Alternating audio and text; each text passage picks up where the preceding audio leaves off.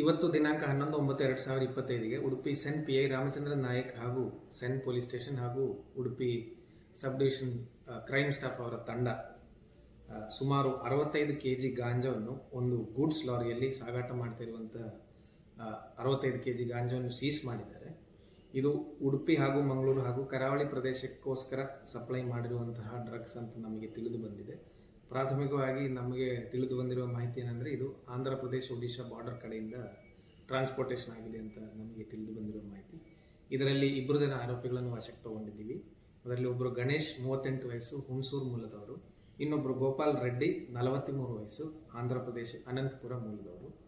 ಇದರಲ್ಲಿ ಇನ್ನೂ ಕೆಲವರು ಭಾಗಿಯಾಗಿದ್ದಾರೆ. ಅವರನ್ನು ಮತ್ತೆ ತನಿಖೆ ಮಾಡಿ ಅವರನ್ನು ಪತ್ತೆ ಮಾಡಿ ಅವರನ್ನು ಸಹ ತನಿಖೆಯಲ್ಲಿ ಒಳಪಡಿಸಲಾಗಿದೆ.